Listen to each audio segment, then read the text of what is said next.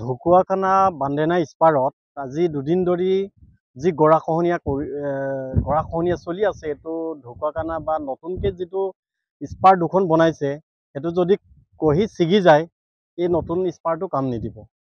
ইমান কোটি টকাৰ কাম কৰিছে, কিন্তু জিঅ' বেগ ইতিমধ্যে গৰাখহনীয়াৰ ফলত উঠাই গৈছে। সেইটো কিন্তু আমি অসম চৰকাৰ তথা মাননীয় যিহেতু তেওঁ কৈ আছে ভানমুক্ত অসম গঢ়িম বুলি কৈ আছে, গতিকে গৰাখহনীয়া মুক্ত অসম গঢ়িম বুলি কৈছে। বিষয়টোৰ ওপৰত সমগ্ৰ বিষয়টোৰ ওপৰত উচিত তদন্ত আমি বিচাৰিছোঁ আৰু বিজ্ঞানসন্মতভাৱে কামবিলাক কৰা নাই। সেইটো আমি জলপটকৈ এইটো ওলাই পৰিছে।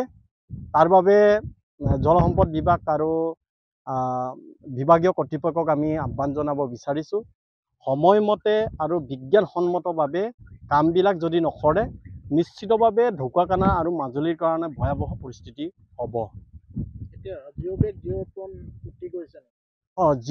জিঅ' বেগ আৰু জিঅ' ট্ৰেন ইতিমধ্যে নেৰানেপেৰা বৰষুণৰ ফলত উঠি গৈছে আৰু নিম্নমানৰ কাম ইয়াত কৰিছে আৰু উপযুক্ত কাম কৰা নাই।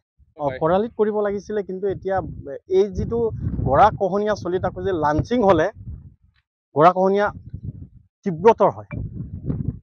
আমাৰ ইয়াত ঢকুৱাখানা বান্দেনা চেক বান্ধটো আপোনাৰ 6 নং চেক বান্ধত 10 কোটি টকা চেংচন আহিছিলে বোলে।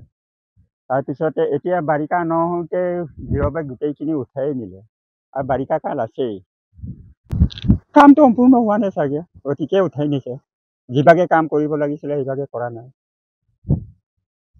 এতিয়া চিচি টেকেলিপতা যিটো মটাউৰি, তালৈতো বেছি দূৰ নাই।